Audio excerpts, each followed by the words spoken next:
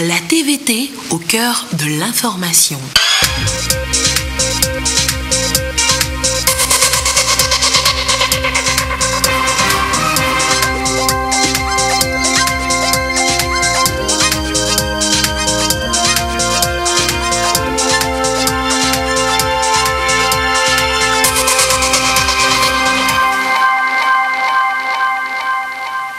Il est 20h, bonsoir à tous. Dans l'actualité ce soir, ce nouveau classement de la Banque mondiale qui conforte le Togo dans ses réformes. Notre pays est toujours dans les 8 pays les meilleurs réformateurs sur le continent. Qu'est-ce qui justifie ce rang? Nous posons la question ce soir. Immatriculer son entreprise, déclarer son personnel, est-ce une bonne chose pour les chefs d'entreprise, les directeurs de société? La Caisse nationale de sécurité sociale nous répondra tout à l'heure dans cette édition. Et puis, la vie à l'internat, faut-il envoyer son enfant ou pas? Y a-t-il sur place de meilleures conditions pour réussir ses études? Sylvain Raboudou nous amène à l'internat du collège protestant à Palimé. Voilà, madame, monsieur, le sommaire. Bienvenue, voici le 20h. Ce nouveau classement donc qui encourage les réformes au Togo. Selon la Banque mondiale, notre pays maintient toujours son rang parmi les 8 pays qui font plus de réformes en Afrique. Bonne note donc pour le Togo, mais quels sont les facteurs qui militent en faveur de cette appréciation? Eh bien voici les éclairages avec Lucassi. Le Togo se hisse une fois encore au rang des 8 pays ayant amélioré la qualité de leurs politiques et institutions en Afrique. Avec un score de 3,2 points, le Togo conserve sa place aux côtés des 8 pays ayant le mieux amélioré la qualité de leurs politiques et institutions pour la 2e année consécutive. Une performance induite par le renforcement de la politique et gestion de la dette publique, les réformes pour l'amélioration de l'environnement réglementaire des entreprises. Celles-ci ont contribué à asseoir plus de transparence et conduit à la réduction de la bureaucratie, puis à un meilleur rapport coût-efficacité dans le transfert de propriété. Ces résultats prouvent que le Togo a enregistré des progrès considérables ces dernières années en ce qui concerne la qualité de ses politiques socio-économiques et de son cadre institutionnel. C'est ce que révèle le dernier rapport de la Banque mondiale sur l'évaluation des politiques et institutions nationales en Afrique. Le pays récidive donc en poursuivant son ascension au titre de 2018 avec en toile de fond une nouvelle progression de son score dans un environnement continental de stagnation. Pour 60% des pays, les notes sont restées inchangées en 2018. Le Togo maintient ainsi la barre haute après 2017 et s'affirme davantage à travers des réformes poignantes et réfléchies. Quant à l'amélioration du profil d'endettement et du climat des affaires ainsi que de la bonne gouvernance, le Togo est le seul pays africain à augmenter sa note pour le critère relatif à la politique et gestion de la dette publique, à en croire la Banque mondiale. Il est à souligner l'assainissement budgétaire qui a permis d'améliorer les ratios d'endettement, faisant passer à fin de l'année 2018 la dette du secteur public à 74,1% du PIB contre 75,6% du PIB. Le Togo et la Côte d'Ivoire tiennent la tête du peloton des meilleurs réformateurs selon le Doing Business, en se mettant parmi les 10 premiers avec à la clé la mise en œuvre de 6 réformes chacun. L'exécution d'un contrat à travers le système judiciaire a beaucoup diminué en coût et en temps.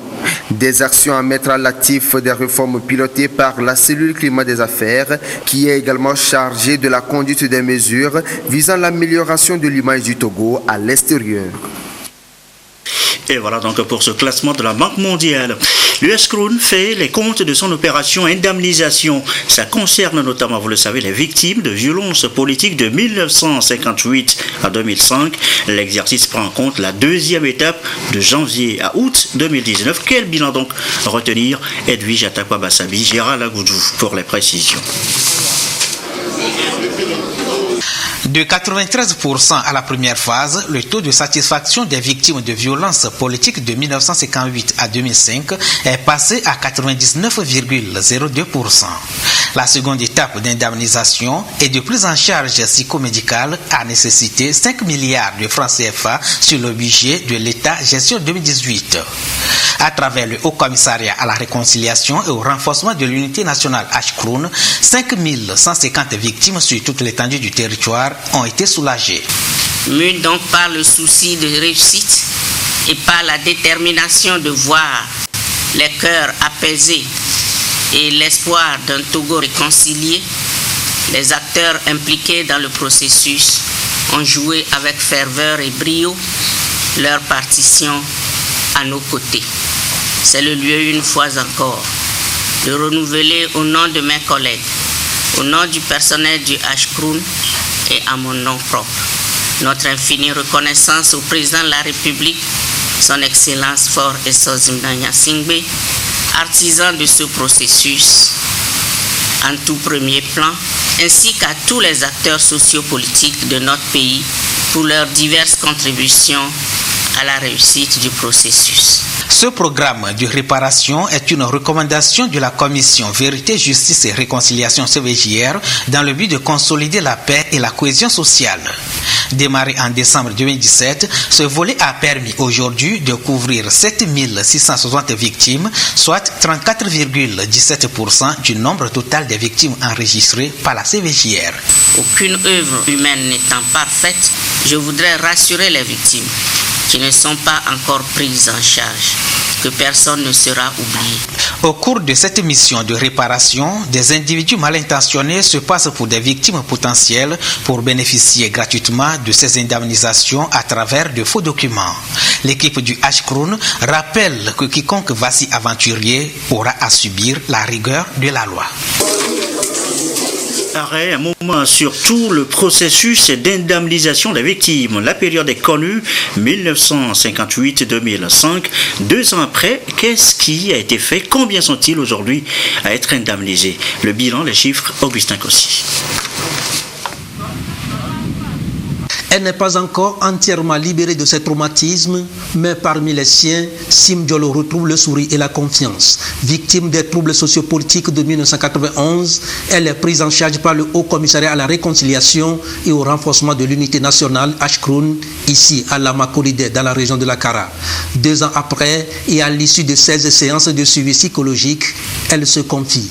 Ce qu'on appelle la peur, ça n'existe pas chez moi. Donc, puisque j'ai regardé quelqu'un tuer mon propre parent, de qui je vais encore avoir peur?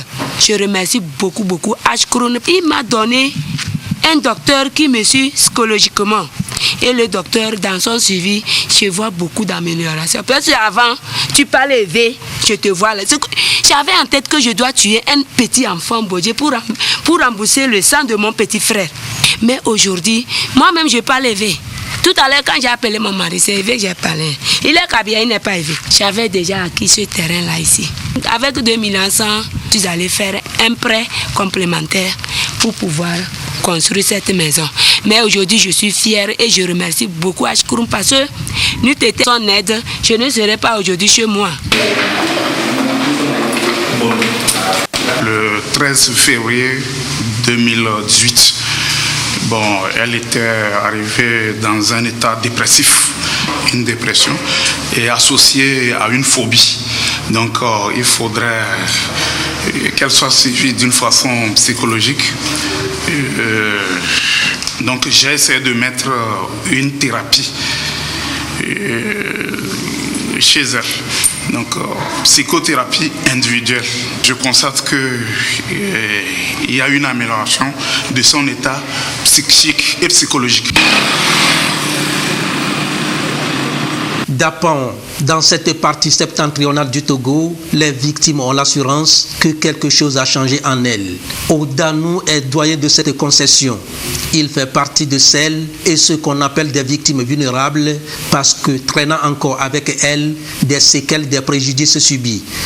Depuis qu'il a été indemnisé, l'homme s'est forgé une autre identité. Mon grand frère était comme un fou. Il n'arrivait pas à se raisonner. Il ne raisonnait pas bien.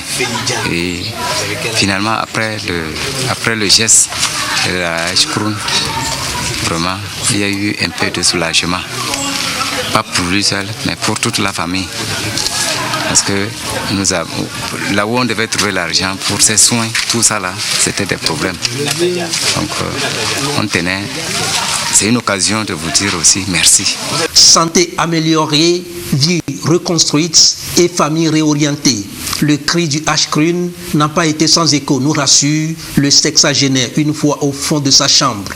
Ça m'a beaucoup donné de ma vie. J'ai trouvé la santé, j'ai trouvé construction là-bas. J'étais fier. Et toute ma famille, ils sont fiers. Je suis venu, quand même, j'ai fait un bâtiment, 5 pièces. Et mon enfant, il l'avait construit. Il n'avait pas toléré un. J'ai acheté les tonnes pour tolérer. Les 5 pièces là, j'ai fait construire. J'ai pardonné comme ceux qui m'ont fait blesser, ceux qui m'ont fait des bêtises. La violence, ce n'est pas bon. Je veux que tout le Togolais, il n'a qu'à prendre la réconciliation qui est forte et ça signe pour que le Togo va en avant. Les impacts induits par cette étape de réparation de la justice traditionnelle au Togo ont été ressentis dans la région des Savanes, aussi bien au niveau des autorités administratives locales que du comité de paix. Ils se sont en amont impliqués dans la mobilisation et identification des victimes. Nous avons participé à l'identification de ces victimes et aussi au moment de l'indemnisation, nous étions présents pour témoigner que ce sont vraiment les vraies victimes qui étaient devant nous. Des gens qui ne se saluaient pas, on voit, ils arrivent à se côtoyer, à même discuter ensemble, c'est déjà bien. Le souhait le plus ardent de tout Togolais aujourd'hui, c'est que notre pays, le Togo, bénéficie d'un climat de paix, d'une sécurité absolue. Ce sont ces éléments-là qui peuvent militer en faveur du développement de notre pays. On a laissé le pays rentrer dans l'autre pays à côté, voisin. À notre retour, on avait eu des difficultés, même pour manger, c'est des problèmes. Et maintenant, Ashkrun a décidé de nous céder ce qu'on avait laissé arrière. Donc, il s'est gâté. Donc, il nous a donné un peu de l'argent. Donc on a recommencé notre activité. De décembre 2017 à juillet 2019, plus de 7660 victimes ont déjà bénéficié d'une prise en charge psychologique, médicale et financière à travers le pays.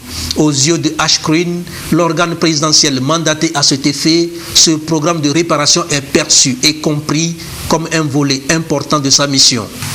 Officiellement, la CVGR a inscrit 22 415 victimes, mais comme on dit que c'est à l'œuvre qu'on se rend compte des réalités, je dois vous dire que les constats que nous avons, il y a ce que la CVGR n'a pas pu appréhender à son temps, il y a ce que nous appelons les victimes collectives.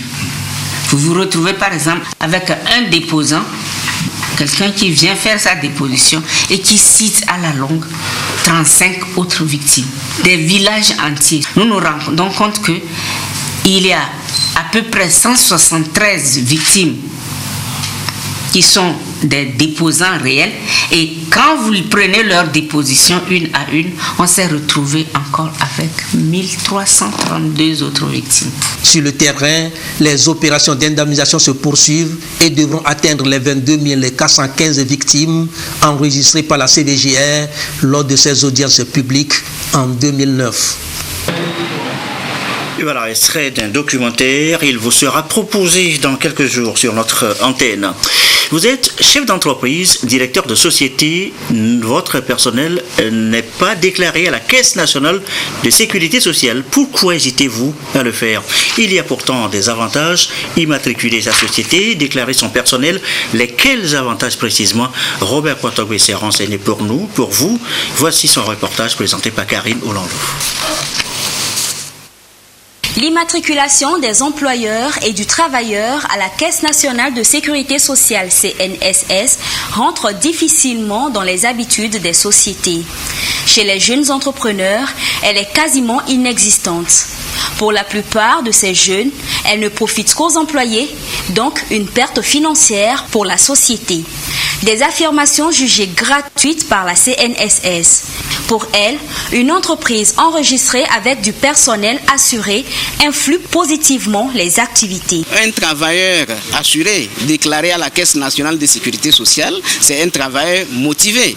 Quand il se sait protégé Quand ils commencent déjà en activité, parce que nous avons énuméré beaucoup de prestations, il y en a qui sont ouvertes déjà pendant qu'on est en activité. Quand un assuré est déclaré et bénéficie de toutes ces prestations, vous allez voir qu'il se donne entièrement à la production. Quand ce n'est pas le cas, on cherche encore mieux. Vous voyez, on va fouiller les presses à la recherche d'offres d'emploi. Vous avez présent le travailleur, mais il a ses idées ailleurs. En gros, sur un plan plus général, quand le pouvoir d'achat est maintenu, quand on ne laisse pas le revenu du travailleur aller dans la santé et il l'a pour lui et pour sa famille, ça agit sur l'économie nationale. Donc l'un dans l'autre, la sécurité sociale assure la rentabilité de l'entreprise elle-même parce que ça garantit l'homme qui est un capital humain, comme on l'a dit, qui contribue à la productivité de l'entreprise et d'un point de vue plus général à l'économie nationale. Bien que la déclaration à la Caisse nationale de sécurité sociale garantisse la force de l'entreprise, les cotisations à verser ne suivent pas forcément le rythme, ce qui pose le problème de la gestion des risques des 3 branches du régime de la sécurité sociale au Togo. La famille, quand elle commence à s'agrandir avec les naissances, les charges montent avec.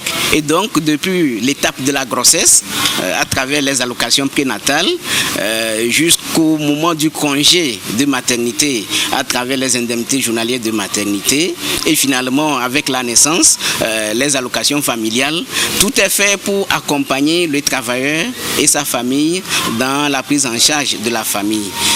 Par rapport à la branche des risques professionnels, elle s'occupe des accidents de travail et des maladies professionnelles.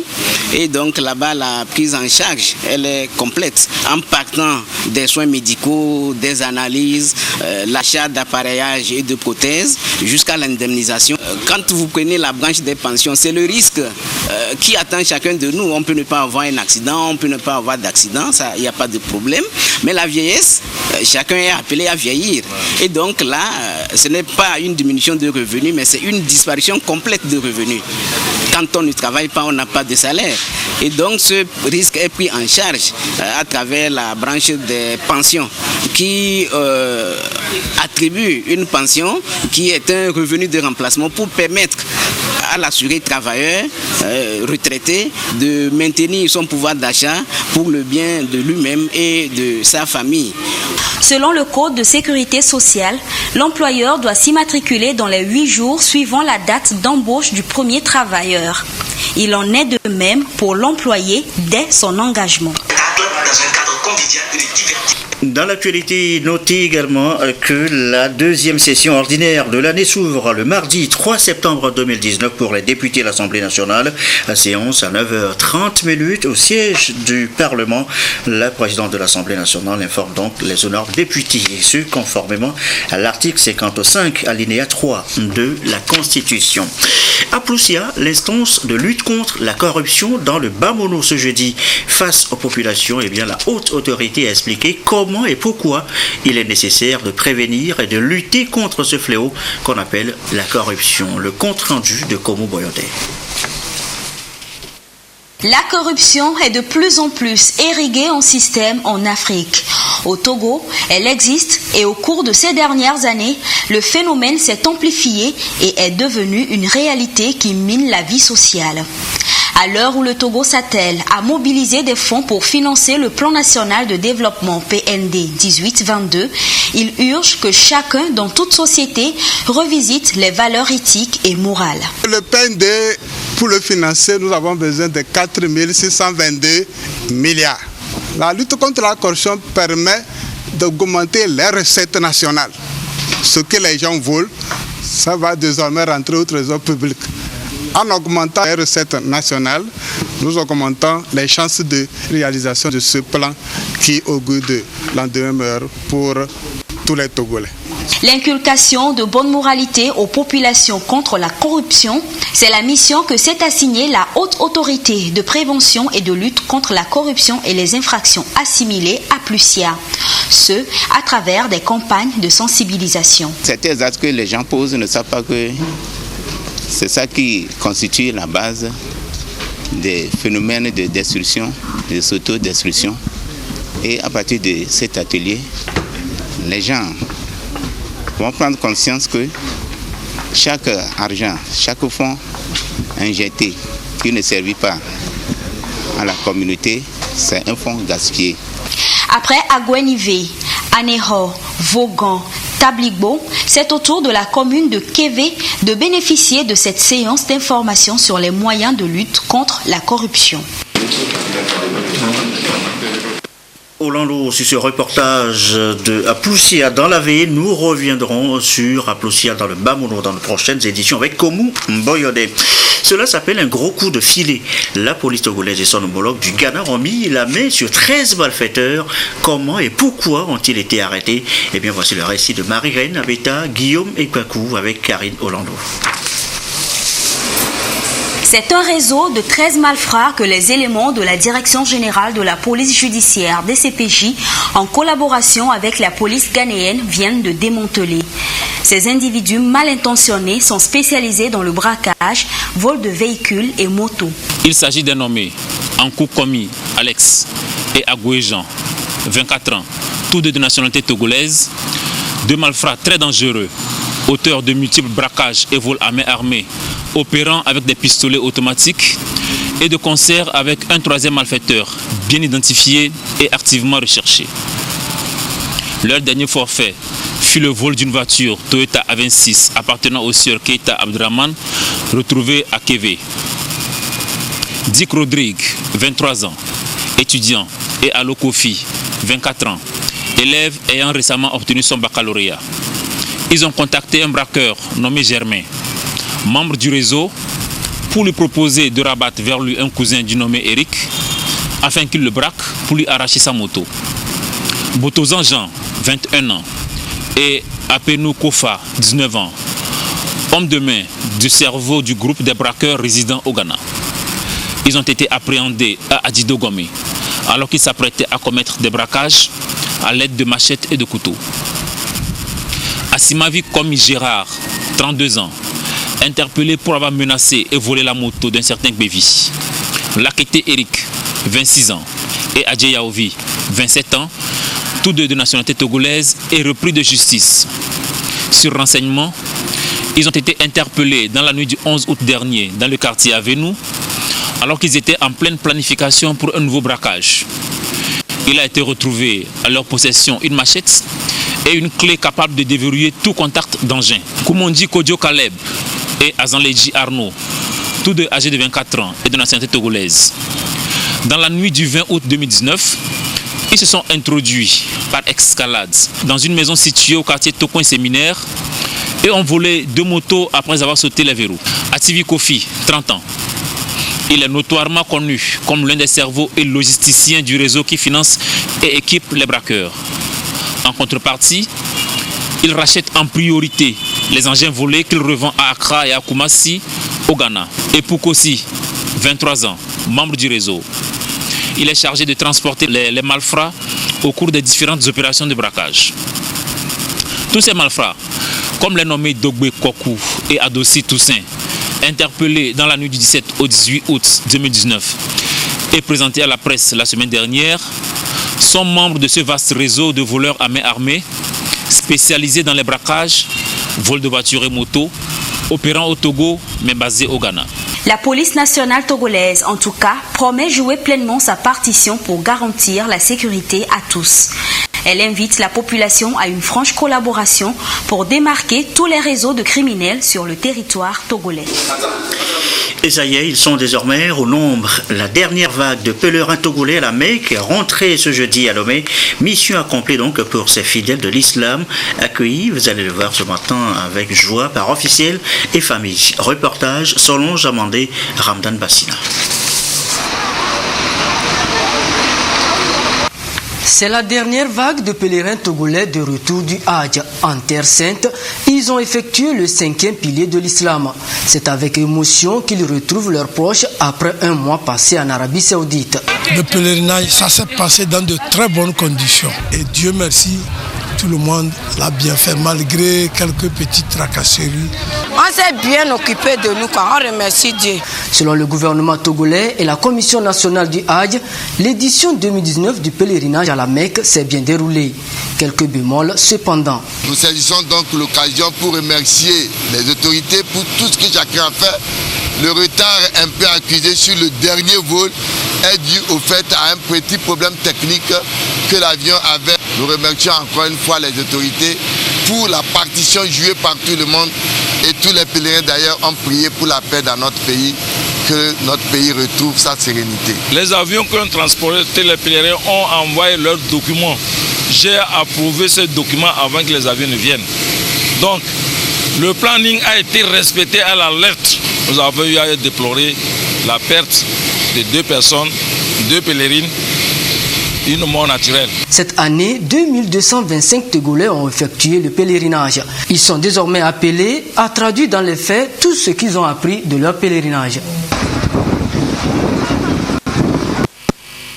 Il est 20h26 et direction maintenant à Palimé. Allons à la découverte de la vie à l'internat. Nous l'annoncions en titre. Beaucoup de parents choisissent d'y envoyer leurs enfants pour leurs études.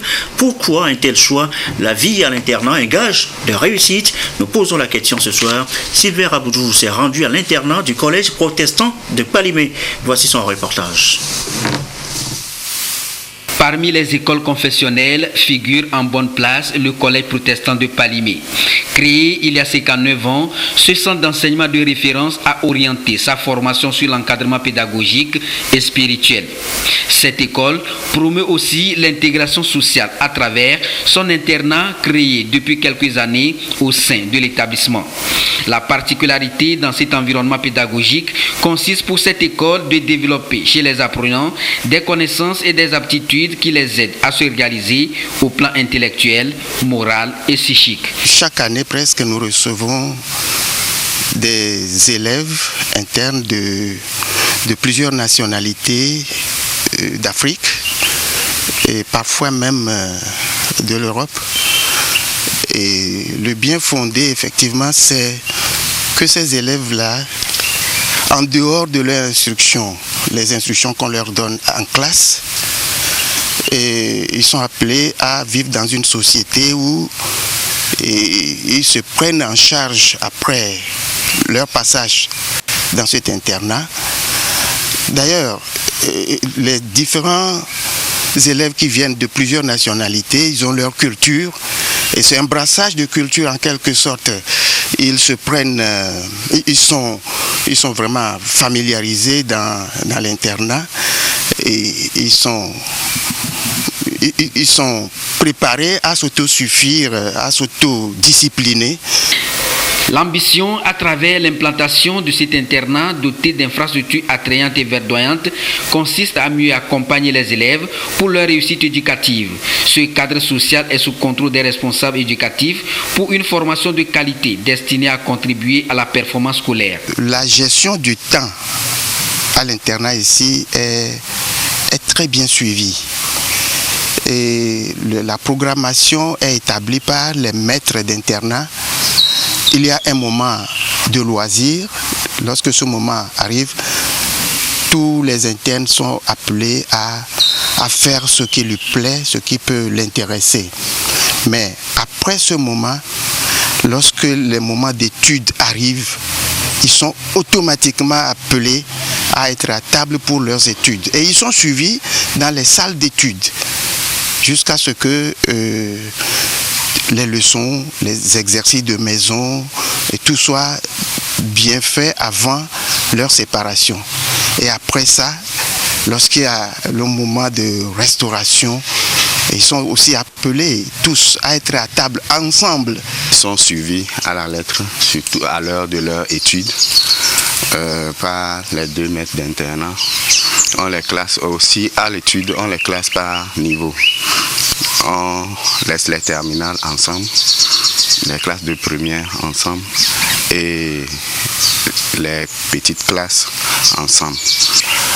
Ils sont aussi éduqués dans la parole de Dieu pour la vie active.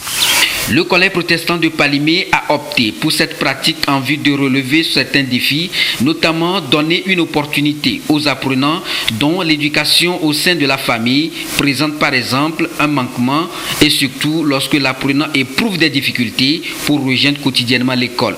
Un engagement pour faciliter donc leur étude, améliorer chaque année le taux de réussite et surtout assurer un bon épanouissement des élèves.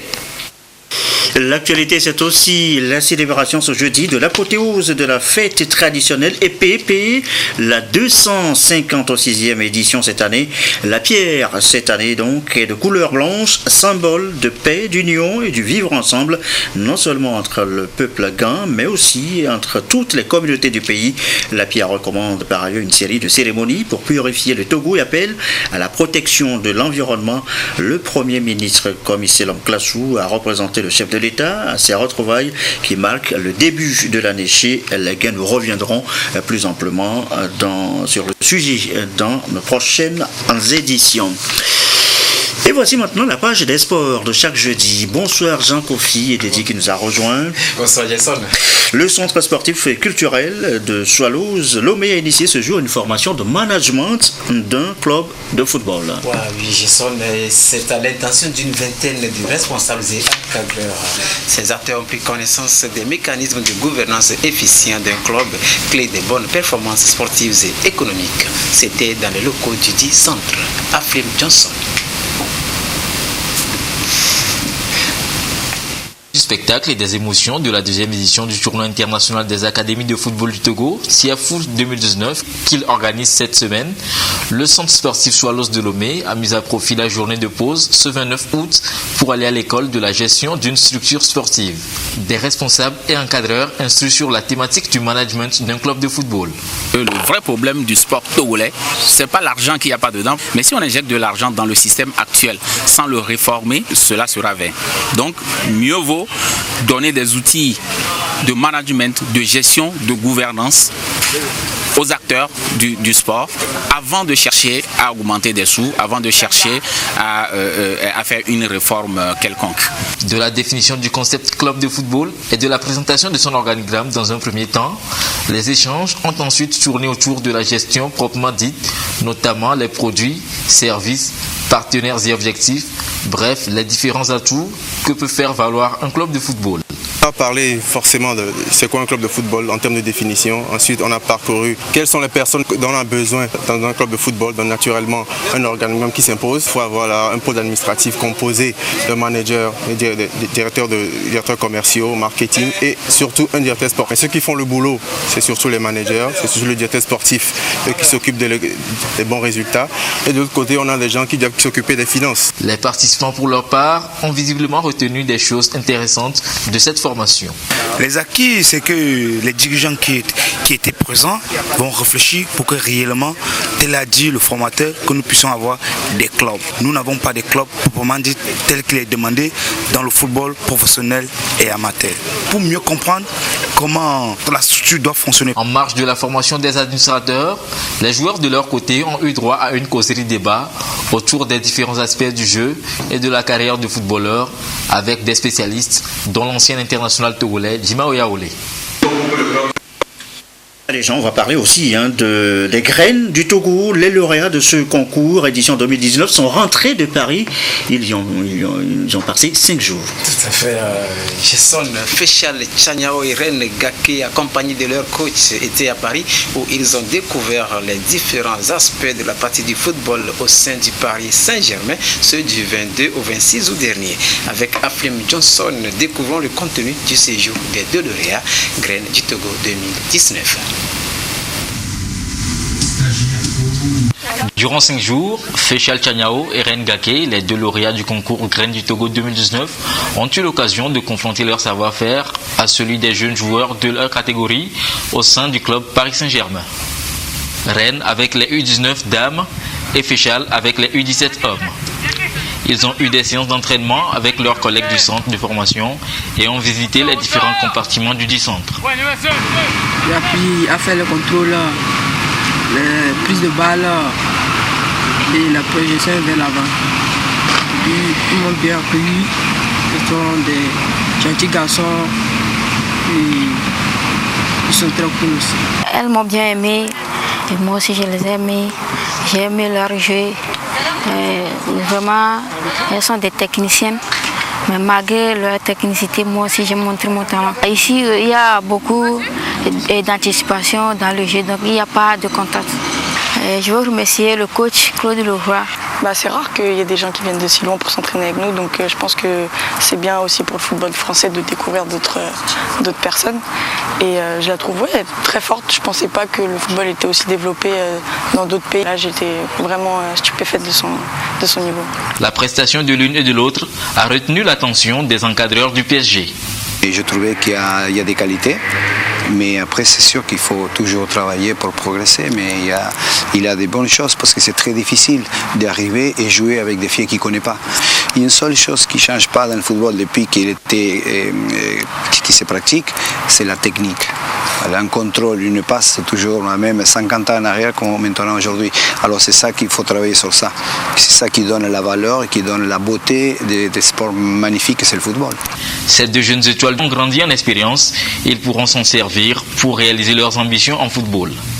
Féchal et Rennes, en compagnie de leur coach, ont terminé en beauté leur séjour en suivant la rencontre PSG Toulouse du 25 août dernier au Parc des Princes.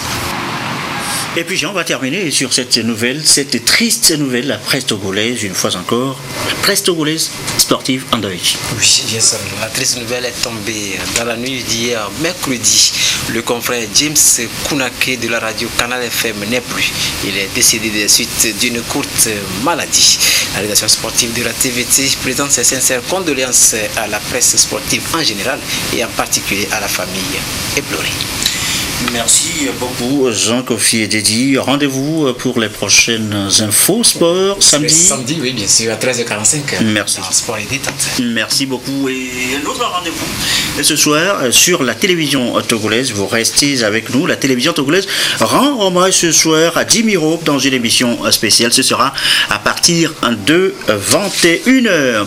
Et ceci referme ce journal. Merci à vous qui nous suivez ce soir à Palimé. Et comme d'habitude, toujours fidèlement. Belle soirée.